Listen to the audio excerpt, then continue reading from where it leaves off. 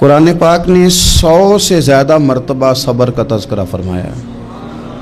اتنی بڑی بات کو سمجھیے گا کہ 100 سے زیادہ مرتبہ قرآن پاک نے تذکرہ کیا ہے صبر کا، اور مختلف انداز میں۔ کہیں فرمایا کہ وبشر الصابرین، اے محبوب صبر کرنے والوں کو خوشخبری سنا دیجیے۔ کہیں فرمایا ان اللہ مع الصابرین، بے شک اللہ صبر کرنے والوں کے ساتھ۔ تو مختلف انداز میں مختلف طریقوں سے اللہ تعالیٰ نے صبر کا تذکرہ فرمایا۔ سوسائٹی کے اندر، معاشرے کے اندر اور مسلمانوں کے اخلاقی رویوں کے اندر اگر صبر کو داخل کر لیا جائے تو ہم محسوس کریں گے کہ ہماری زندگی نہ صرف یہ کہ آسان ہو گئی ہے بلکہ محبتوں والی ہو گئی ہے، چاہتوں والی ہو گئی ہے۔ ہمارے رشتے ایک دوسرے سے ٹوٹ نہیں رہے بلکہ بننا شروع ہو گئے۔ تھوڑا سا صبر بہت ساری چیزوں کو ٹوٹنے سے بچا لیتا ہے۔ قرآن مجید کی جو آیت کریمہ میں نے تلاوت کی، یہ سورہ آل عمران کی آخری آیت ہے۔ اللہ تعالیٰ نے فرمایا یا ایھا الذین آمنوا اصبروا وصابروا، اے ایمان والو صبر کرو صابر بنو۔ اے ایمان والو صبر کرو اور صابر بنو۔ کیا مطلب؟ پہلے صبر کا مطلب یہ ہے کہ اگر تمہیں کوئی ذاتی تکلیف پہنچے تو اس پر صبر کرو۔ وصابروا، اس کا معنی یہ ہے کہ اگر دشمن کے مقابلے میں کسی اور کی طرف سے کوئی تکلیف آئے تو اس پر بھی صبر کرو۔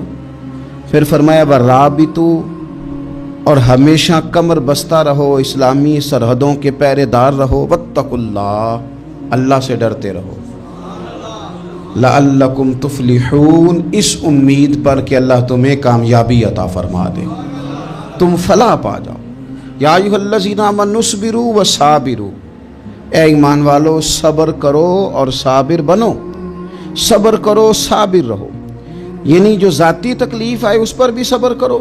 اور مصابرہ کا معنی سامنے سے آنے والی تکلیف، اگر بیماری آ گئی، کوئی پریشانی آ گئی، کہیں کوئی اپنا دنیا سے چلا گیا تو یہ ذاتی تکلیف ہے، اس پر بھی صبر کرنا۔ اور اگر اپنوں نے، بیگانوں نے کوئی تکلیف پہنچا دی، کوئی اذیت دے دی، وہ اذیت کئی صورتوں میں ہو سکتی ہے۔ تانا بھی ایک اذیت ہے، طنز بھی ایک اذیت ہے، کسی شخص کے بارے میں غلط کلمہ کہنا بھی ایک اذیت ہے، اور مقابلے میں کھڑے ہو جانا، لڑائی کرنا، یہ بھی ایک اذیت ہے۔ اس پر بھی صبر کرو۔ ورابطوا، اور اس طرح کرو کہ کمر بستہ رہو، جد و جہد کرتے رہو۔ واتقوا اللہ، اللہ سے ڈرو۔ لعلکم تفلحون، تاکہ تم کامیاب ہو جاؤ۔ صبر جب آپ کرتے ہیں نا اور صبر کا ارادہ کرتے ہیں تو اللہ تعالیٰ صبر کی توفیق بھی عطا فرماتا ہے۔ ہم نے یہ دیکھا ہے کہ ہمارے پاس نعمتوں کی کمی نہیں، ہمارے فریزر خوراک سے بھرے ہوئے ہیں، ہمارے دسترخوانوں پہ انواع و اقسام کی چیزیں چنی ہوئی ہیں، ہماری الماریوں میں کئی ہمارے لباس تیار شدہ لٹکے ہوئے ہیں، ہماری جیبوں میں ہماری ضرورت کا سرمایہ اللہ نے ہمیں دے دیا ہے۔ لیکن اس کے باوجود جو لوگ ایک دوسرے سے پیار نہیں کر پا رہے، جو ایک دوسرے کے قریب نہیں جا پا رہے، تو اس کی وجہ یہ ہے کہ صبر نہیں رہا، حوصلہ نہیں رہا، کسی چیز کو برداشت کرنا ہمارے مزاج کا حصہ ہی نہیں رہا۔ اور پھر چونکہ امت مسلمہ نے انقلاب برپا کرنا تھا، دنیا کو پیغام حق دینا تھا، اگر ان کے اندر حوصلہ ہی نہیں ہوگا، اگر انہیں صبر ہی نہیں کرنا آئے گا، استقامت ہی نہیں ہوگی، کہیں رکنا ہی نہیں آئے گا، تو یہ میدانوں کو سر کیسے کریں گے؟ کامیابیاں کیسے ان کا مقدر بنے گی؟ رمضان المبارک میں بھی ماحول یہ ہو کہ افطاری سے 1 گھنٹہ پہلے نظر پوری ٹک جائے گھڑی پہ، اور تھوڑا سا بھی صبر مشکل ہو۔ اور رمضان المبارک میں سحری کے وقت میں اگر دہی والی دکان پہ بھی جھگڑا ہی ہو رہا ہو، اور شام کو سامان خریدنے میں بھی اگر بحث ہی ہو رہی ہو، تکرار ہو، جھگڑا ہو، تو پھر سیکھا کیا؟ پھر وہ جو ہمیں تربیت دی جا رہی تھی کہ ہم نے صبر کرنا ہے، تو پھر ہم نے اس میں حاصل کیا کیا؟ حدیث پاک سنیں گے، آپ کی طبیعت بڑی ٹھنڈی ہوگی۔ میرے نبی پاک صلی اللہ تعالیٰ علیہ وسلم ارشاد فرماتے ہیں کہ جو بندہ سوال سے بچنا چاہے گا، ارادہ کرے گا اللہ میں نے کسی سے نہیں مانگنا. فرمایا جو سوال سے بچنا چاہے گا رب اسے سوال سے بچا لے گا. اور جو لوگوں سے بے نیاز ہونا چاہے گا کہے گا یا اللہ مجھے دنیا داروں کا محتاج نہ بنا، اپنی بارگاہ سے عطا فرما. جو لوگوں سے بے نیاز ہونا چاہے گا اللہ لوگوں سے بے نیاز کر دے گا. اور فرمایا جو صبر کا ارادہ کرے گا اللہ اسے صبر کی توفیق بھی عطا فرما دے گا. ارادہ تو کرے، پروگرام تو بنائے، توفیق تو اللہ دے گا. جو صبر کا ارادہ کرے گا اللہ صبر کی توفیق بھی عطا کر دے گا. اور حضور صلی اللہ تعالی علیہ وسلم فرمانے لگے یاد رکھو کسی بندے کو جو بہترین تحفہ دیا گیا ہے نا، اگر کسی کو کوئی بہترین عطیہ ملا ہے تو پھر اللہ تعالیٰ نے اسے صبر عطا فرمایا ہے. یہ بہترین تحفہ ہے، اس سے زندگی صبر جاتی ہے، اس سے انسان باوقار اور مطمئن ہو جاتا ہے، اس سے اس کے شب و روز آسانی سے بیتتے ہیں. وہ دنیا کی پک ڈنڈیوں سے آسانی سے گزر کے اللہ کی بارگاہ عالی مرتبت میں سرخرو ہو کر حاضر ہو جاتا ہے. لیکن اگر بے حوصلہ ہو، صبر نہ ہو، پھر نقصان روز بروز بڑھتا ہے. اور پھر میرے رسول پاک صلی اللہ تعالی علیہ وسلم ارشاد فرماتے ہیں کہ اصل بات یہ ہے کہ اللہ تعالیٰ نہ کسی بندے کا درجہ بلند کرنے کا ارادہ فرماتا ہے، لیکن اس کے اعمال اس طرح کے نہیں ہوتے کہ اس کا درجہ بلند کیا جائے. اب رب کیا کرتا ہے، اللہ تعالیٰ اس کو مال کی، جان کی، اولاد کی کسی مشکل میں ڈال دیتا ہے. اس مصیبت پر وہ بندہ صبر کرتا ہے تو اللہ تعالیٰ اس کا درجہ بلند فرما دیتا ہے. اعمال اس قابل نہیں تھے کہ درجات بلند ہوں، وہ اعمال کی بنیاد پر نہیں کر سکتا تھا تو اللہ نے کسی مشکل میں ڈال کے نہ اپنے فضل سے درجہ بلند کر دیا. اب جو راہ طریقت کا مسافر تھا، جو سلوک کی منازل طے کر رہا تھا، جو اللہ رسول کے قریب جانے چاہ رہا تھا، اس کے لیے کتنی آسانی ہو گئی کہ مجاہدہ تو زیادہ نہ کر سکا، کثرت سے نفلی صوم و صلات کا بندوبست تو نہ کر سکا، تھوڑا سا صبر کیا، رب نے اپنا اور اپنے محبوب کا قرب عطا فرما دیا. تو یہ تو آپ صبر کرنے کے لیے جب نکلے ہیں تو آپ نے تو رب رسول کو پا لیا.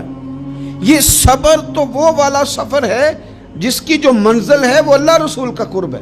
تو ہم لوگ تھوڑی تھوڑی باتوں میں حوصلہ ہار جاتے ہیں، صبر چھوڑ جاتے ہیں، پریشانی بڑھ جاتی ہے. پتہ نہیں ایسے محسوس ہوتا ہے کہ جیسے یہی بندہ دنیا کا سب سے دکھی بندہ ہے. تو ایک تو یہ کہ ذاتی حیثیت سے صبر کرے، ایک یہ کہ پھر دشمن کا جب مقابلہ ہو، آمن نصبرو و صابرو، آپ کا جب مقابلہ سامنے کسی کے ساتھ ہو تو پھر تیر، تلواریں، اسلحہ، بندوقیں یہ نہیں زیادہ لڑتی. میدانوں میں حوصلے لڑتے ہیں، میدانوں میں صبر لڑتا ہے، میدانوں کے اندر توانائیاں لڑتی ہیں. میدان کربلا کے اندر کوئی مقابلہ نہیں تھا تیر کا تیر کے ساتھ، تلوار کا تلوار کے ساتھ کوئی مقابلہ نہیں تھا. میدان کربلا کے اندر ظلم کا صبر سے مقابلہ تھا. فتح کے ڈنکے یزید نے بجائے تھے، جشن ابن زیاد نے منایا تھا، لیکن قیامت تک اللہ نے جو فتح عطا فرمائی ہے تو وہ حسین ابن علی کے صبر کو عطا فرمائی،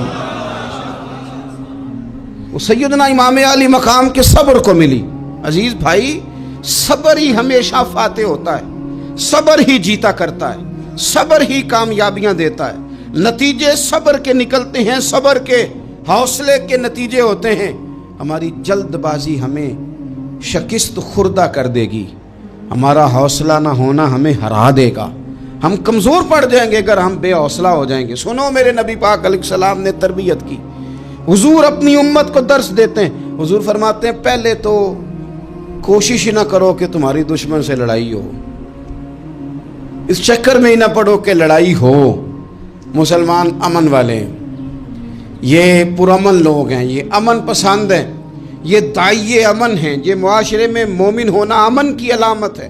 فرمایا پہلے تو یہ پروگرام ہی نہ بناؤ کہ تمہاری لڑائی ہو، اور فرمایا پھر اگر ہو جائے نا تو پھر صبر کے ساتھ مقابلہ کرو، پھر ڈٹ کے مقابلہ کرو. اور پھر یاد رکھو کہ یہ جو جنت ہے یہ تلواروں کے سائے میں ہے، جنت تلواروں کے سائے میں تمہیں ملے گی. پھر ڈٹنا سیکھو. پہلے تو بات یہ کہ تم یہ ارادہ ہی نہ کرو لڑائی، اور اگر کبھی ہو جائے وہ لوگوں کو بتاؤ کہ ہیں ہم پرامن لوگ، پر دین کے لیے کھڑا ہونا ہو تو پھر ہم سے زیادہ کسی کو کھڑا بھی نہیں ہونا آتا، پھر ہم سے زیادہ کسی کے پاس طاقت بھی نہیں۔ حضرت مولا علی شیر خدا رضی اللہ تعالیٰ عنہ کے زمانے میں کفر کے ساتھ ایک جنگ ہو رہی تھی، تو کافروں نے نا جاسوس بھیجے کہ یار پتہ تو کرو مسلمانوں کی تیاری کس طرح کی ہے۔ تو جاسوس واپس جا کے کہنے لگا سمجھ کوئی نہیں آئی ان کی، وہ تو راہب قسم کے لوگ ہیں، صوفی قسم کے لوگ ہیں، وہ تو کٹے ہوئے ہیں دنیا سے، مسلوں پہ بیٹھ جاتے ہیں، رات کو تو لگتا ہے دنیا سے تعلق ہی کوئی نہیں، لیکن سویرے اٹھ کے میدان میں تلوار لے کے نکلتے ہیں تو لگتا ہے ان سے بڑا مجاہد ہی کوئی نہیں۔ یہ عجیب لوگ ہیں کہ رات کو مسلح پہ بیٹھیں تو لگتا ہے کٹ گئے دنیا، یہ صوفی لوگ ہیں، درویش ہیں۔ یہی مسلمان کی شان ہے، ہو ہلکا یاراں تو برے شم کی طرح نرم، رزم حق و باطل ہو تو فولاد ہے مومن، ادھر آ ستمگر ہنر آزمائے تو تیر آزما، ہم جگر آزمائے، ہم تجھے اپنا حوصلہ بتاتے ہیں کتنا، دیکھ ہمارے حوصلے سے ٹکرا کے دیکھ یہ کتنا طاقتور اور مضبوط ہے۔ تو عزیز بھائی، اگر زندگی میں آپ کو صبر کرنا آ گیا، میں بڑے دنوں سے یہ عنوانات بیان کر رہا ہوں، اور آج تو خصوصی طور پر رمضان شریف کے اس جمعے میں میں اپیل کرنا چاہتا ہوں آپ سے کہ کمزور باتیں کرنی چھوڑ دیں، مایوسی کے جملے اپنی زندگی سے نکال دیں۔ ہم مسلمان ہیں، آپ بیمار ہو گئے ہیں تو یہ بھی خدا کا فضل ہے، گناہ معاف ہوں گے۔ اگر اللہ تعالیٰ نے فقیر بنا دیا، غریبی آ گئی ہے تو یہ بھی فضل ہے، امیروں سے پہلے جنت میں جائیں گے۔ اگر اللہ تبارک و تعالیٰ نے کسی جگہ آپ کو مکان نہیں دیا اور دوسرے کو دے دیا ہے تو آپ وہ لوگ ہیں جو عظیم سنت ادا کر رہے ہیں سیدنا بلال حبشی کی۔ اگر کسی جگہ کوئی کمزوری آ گئی ہے، کوئی پیچھے رہ گئے ہیں تو یہ خدا کا فضل ہے۔ اللہ تعالیٰ نے چاہا ہمارے لیے جو فیصلہ تو ہم اس پہ راضی ہیں، لیکن اپنی زندگی میں اور شکوے اتنے بڑھا لیے، ہم نے اتنے بڑھا لیے کہ لوگوں سے شکوے کرتے کرتے رب رسول سے بھی شروع کر دیے۔ غلام بھی کبھی شکوہ کرتا ہے، آقا کا بھی شکوہ ہوتا ہے، بندہ بھی کبھی شکوہ کرتا ہے، رب کا بھی شکوہ ہوتا ہے، یہ بھی کبھی ہوتا ہے۔ آپ نہ مانے پر یہ شکوہ ہے کہ میں بڑے ڈاکٹروں کے پاس گیا ہوں آرام نہیں آیا، نہ مانے پر یہ شکوہ ہے میں نے کبھی کسی کو ستایا تو نہیں پر میرے حالات نہیں ٹھیک ہوتے۔ آپ نہ مانے پر یہ شکوہ ہے کہ فلانے کے پاس دولت زیادہ ہے، اس نے پتہ نہیں وہ آگے نکل گیا اور میں پیچھے رہ گیا، نہ مانے پر یہ شکوہ ہے۔ کس سے کر رہے ہو؟ رب رسول سے؟ او آس بولے تے او دی مہربانی، اساں تے لاڈ ہی لڑاونے نے۔ کس سے شکوہ کر رہے ہو؟ خدا کے بندو، غلام غلامی کرتے ہیں، شکوے کرتے ہیں کوئی؟ حضرت ام سلمہ رضی اللہ تعالیٰ عنہ، شوہر کا نام ہے ابو سلمہ، بیٹے کا نام ہے سلمہ، کہتی ہیں میں، میرا شوہر، میرا بیٹا، تینوں، چھوٹا بیٹا میرا، ہم نکلے مکہ مکرمہ سے مدینہ طیبہ جانے کے لیے۔ ایک کی بیٹا ہے، خاندان جمع ہے، شوہر کی گود میں بیٹا، اونٹ کے پیچھے میں۔ فرماتی ہیں مدینے کی سرحد آ گئی تو میرے میکے والے آ گئے، کہنے لگے ابو سلمہ نہیں لے جانے دیں گے مدینے اپنی بیٹی کو۔ میں نے کہا میں مسلمان ہوں، میں تو اپنے شوہر کے ساتھ مدینے جاؤں گی۔ انہوں نے کہا نہیں جا سکتے، تو نے جانا ہے تو جا، ہماری بیٹی نہیں جائے گی۔ زبردستی مجھ سے انہوں نے مجھے میرے شوہر سے الگ کیا۔ کہتی ہیں پھر میرے شوہر کے قبیلے والے آ گئے، وہ کہنے لگے اگر تم اپنی بیٹی کو نہیں نہ جانے دیتے تو یہ جو ہمارا پوتا ہے یہ ہماری نسل ہے، تمہارا نہیں، اسے ہم نہیں جانے دیں گے۔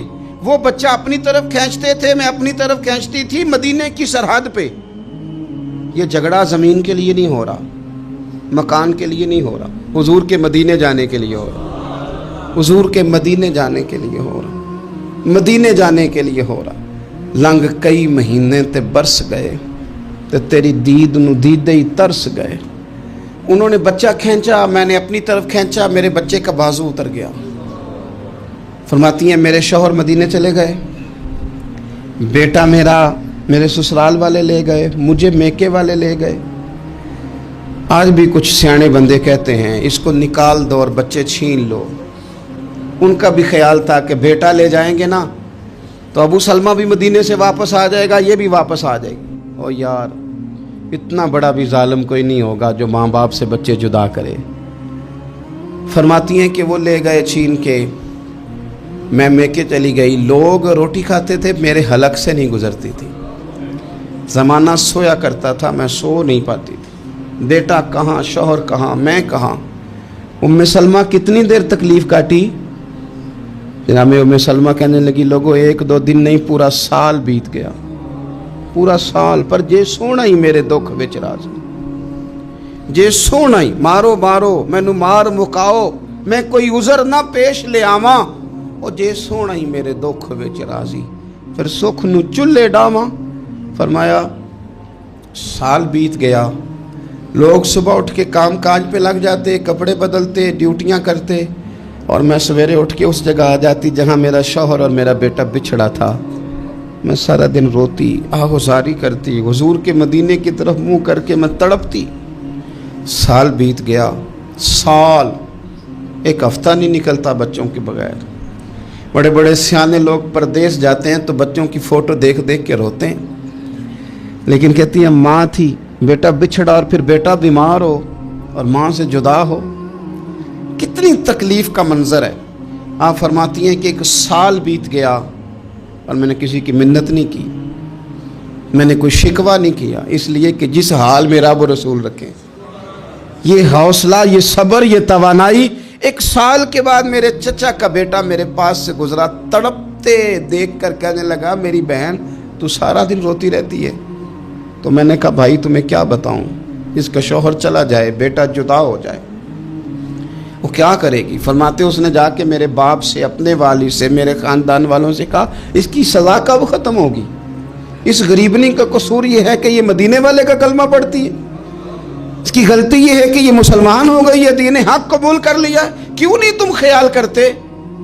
कहते उनके दिल नरम हुए, वो रजामंद हुए मुझे मदीने जाने पर उसने कोशिश की मेरे ससुराल पैगाम भेजे, कब बस करो, और बच्चा तो चिड़िया का जुदा हो जाए तो वह तड़पा करती है, और तुमने एक जीती जागती माँ का बेटा जुदा किया है। वो भी नरम हुए, रब ने असबाब बनाए, मेरा बेटा मुझे मिला।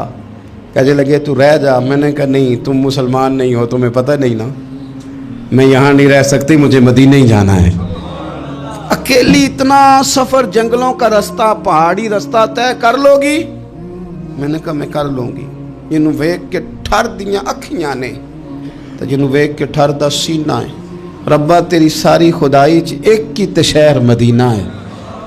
कहती मैं ऊँट पे बैठी, बेटा मैंने गोद में बिठा लिया, मैं सफ़र करने लगी, पर दिल में खटका था कि इतना लंबा सफ़र, बेटा छोटा है, कैसे करूँगी। कहते मुझे उस्मान बिन तला मिल गए, कहने लगे कहाँ जा रही हो बहन। मैंने कहा मदीने। कहने अकेले जाओगी। मैंने कहा जाना तो है ना, कोई साथ चले न चले, पर शहर रसूल तो जाना है ना। आप फरमाती हैं मैंने उस्मान बिन तलहा से नेक बंदा कोई नहीं देखा, मेरे ऊँट की लगाम थाम ली। जब मुझे ऊँट पे बिठाते थे ना, ऊँट बिठा के चले जाते थे, मैं बैठ जाती थी तो आके लगाम थामते थे। जब कहीं मुझे उतारते थे तो ऊँट बिठा के चले जाते थे, मैं उतर जाती थी तो ऊँट को बांधते थे। सोना होता था तो ऊँट बिठा देते, मैं उतर जाती, वो दूर जाके लेट जाते। फरमाती थी फिर मेरे लिए मेरे रब ने असबाब पैदा किए और मैं मदीना पहुंची। मैं शौहर से मिली और लोगों मेरे नसीब देखो, मैं रहने कहाँ लगी, हुजूर के मदीने में, शहर रसूल में, शहर पाए नजर होश में आ, ये कुव्वे नबी है। मैं हुजूर के हरम की जमीन और कदम रख के चलना, अरे सर का मौका है ओ जाने वाले, मदीने के खित्ते खुदा तुझको रखे, गरीबों फकीरों के ठहराने वाले। कहती है मैं वहाँ बसने लगी। आप फरमाती है मुसलमानों, शायद मुझसे ज़्यादा तकलीफ़ किसी ने न सही हो, पर देखो 1 साल पूरा मैं तकलीफ़ में रही, और जब मेरा सब्र साल को पहुँचा, सब्र की उम्र 1 साल हुई, तो फिर रब ने बंदोबस्त किया। फिर मेरे घर वाले भी नरम हो गए, ससुराल वाले भी नरम हो गए, रब ने मेरे आने जाने के लिए एक बंदे का बंदोबस्त भी फरमा दिया। फिर मेरा शौहर तक भी मैं पहुंच गई, मुझे मदीना तो रसूल भी नसीब हुआ। 1 साल मैंने सब्र किया था, रब ने मुझे मुस्तकिल मदीने का ठिकाना अता फरमा दिया। लेकिन जो बंदा सब्र ही न कर पाए, जो सब्र ही न, जो कहे जी बड़ी दूर से आया हूँ, बड़ी देर हो गई, बड़ा टाइम हो गया, कब जाके मसला हल होगा। वो जो आपने बताया था وہ تعویذ کب اثر کرے گا، وہ دعا کب قبول ہوگی، وہ فلانا معاملہ کب، بھئی یہ ڈیٹ تو آپ کو رب رسول ہی دے سکتے ہیں۔ بندہ تو کوئی اطلاع ہی دے گا، پیغام ہی دے گا، دعا ہی کرے گا۔ اگر زندگی میں حوصلہ ہی نہیں ہوگا، اگر آپ کو یہ قرار ہی نہیں آئے گا، ٹھہرنا ہی نہیں آئے گا کسی میدان میں۔ دیکھیں کچھ ایسی اذیتیں ہوتی ہیں جو اذیت ناک ہوتی ہیں، لیکن اگر غلامی میں آ جائے نا آپ تو وہ اذیت ناک نہیں ہوتی، اس چبھن میں مزہ آنے لگتا ہے۔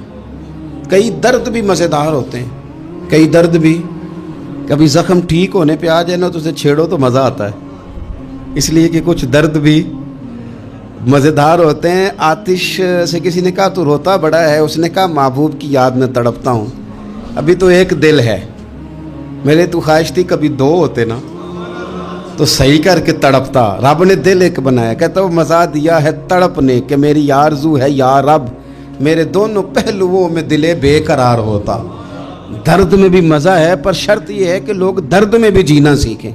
ہم نہ آرام میں جینا چاہتے ہیں، پنکھے کے نیچے جینا چاہتے ہیں۔ کاش کہ ہمیں صحرا میں بھی نیند کا مزہ لینے کا طریقہ آئے، پھر زندگی کے سارے راستے آسان ہیں، پھر اقرا بھی مشکل نہیں۔ لیکن چونکہ حوصلہ نہیں، صبر نہیں، وہ والا قرار نہیں جو ایک مسلمان سے رب رسول کا مطالبہ ہے۔ حدیبیہ کے موقع پہ نا نبی پاک صلی اللہ علیہ وسلم نے جو شرطیں کافروں کے ساتھ طے کی تھی نا، حضور نے نور بصیرت سے کی تھی نا، تو انہی شرطوں نے پھر فتح کے باب کھول دیے۔ ان فتحنا لک فتحا مبینا۔ ایک شرط یہ تھی کہ اگر کوئی مسلمان مدینے سے مکے آئے گا تو مکے والے واپس نہیں کریں گے، رکھ لیں گے۔ پھر غور کریں، کوئی مسلمان اگر مدینے سے مکے آئے گا تو مکے والے واپس نہیں کریں گے، اور اگر کوئی بندہ مسلمان اپنے آقا کی مرضی کے بغیر مسلمان ہو جائے اور وہاں سے وہ مدینے آئے گا تو حضور پناہ نہیں دیں گے۔ تو میرے بھائی، محبوب کی طرف سے آنے والا نہ صرف سوکھ ہی نہیں قبول کرنا چاہیے، دکھ بھی قبول کرنا چاہیے، دکھ بھی قبول کرنا چاہیے۔ ہمارا یہ مسئلہ ہے کہ ہم نہ میٹھی میٹھی کے قائل ہیں، کڑوی کڑوی کے قائل نہیں۔ اگر وہ کبھی دکھ دے نا تو محبوب کا دکھ بھی سکھ سمجھ کے قبول کرو۔ ہاں ہاں، اس کی طرف سے کانٹا ہے کبھی تو اسے پھول سمجھ کے قبول کرو، وہ چبھے گا نہیں، انشاءاللہ مزہ ہی دے گا، وہ قبول تو کرو نا۔ تو اب حضرت ابو بصیر رضی اللہ تعالیٰ عنہ ایک صحابی تھے، ایک تو حضرت ابو جندل رضی اللہ تعالیٰ عنہ تھے نا، تو وہ تو حدیبیہ میں آ گئے، حضور مجھے لے جائیں، تو نبی پاک نے فرمایا میں نے وعدہ کر لیا ہے، ان کو بھی حضور نے واپس بھیج دیا۔ اور یہ بیچارے نا اپنے آقا کی جیل توڑ کے مکے سے بھاگ کے مدینے آئے، یا رسول اللہ مجھے قبول کر لے، میں بھاگ آیا ہوں، وہ بڑا ظلم کرتے ہیں، مارتے ہیں، تکلیف دیتے ہیں۔ وہ آئے تو ادھر سے نا اس کے مالک نے ایک دو بندے بھی بھیج دیے رکا دے کے کہ یا رسول اللہ آپ کا تو وعدہ تھا کہ آپ بندہ رکھیں گے نہیں۔ یہ آئے اور رکا بھی آ گیا۔ اب ذرا منظر کو سمجھے۔ ہمارا تو یہ مسئلہ ہے کہ کہتے ہیں کہ میری 99 باتیں مانی ہیں، ایک نہیں مانی، لہذا میرا تعلق ہی کوئی نہیں۔ لیکن یہاں کیا کیفیت ہے؟ بندہ رو رہا ہے، تڑپ رہا ہے، حضور میں مار سے بچتا ہوا آیا ہوں، جیل توڑ کے آیا ہوں، مجھے قبول کر لیں۔ ادھر رکا آ گیا کہ آپ کا وعدہ تھا رکھیں گے نہیں۔ اب یہ کتنا مشکل مسئلہ ہے، لیکن رسول پاک علیہ الصلاۃ والسلام نے فرمایا ابو بصیر میں نے وعدہ کیا یار تجھے واپس جانا پڑے گا۔ اوئے ہوئے ہوئے، لوگ تو کہتے ہیں نا کہ وہ پیر صاحب نے کہا تھا تو میرا کام نہیں ہوا، لہذا میری بیعت ہی گئی، چھٹی ہو گئی، ماحول ہی بڑا عجیب ہے۔ حضور نے فرمایا واپس جا، لیکن جے کر یار دے نام دا ملے مینا، پھر انہوں چولی پا لئیے مینے نو پنجے سٹیے نہ، جے کر یار دے نام دا، سامنے والے نے تانا سمجھ کے دیا تھا پر یار کے نام کا تھا نا، اس نے کہا لا صحیح، سونے کے نام کا ہے نا، تانا ہوا تو کیا ہوا۔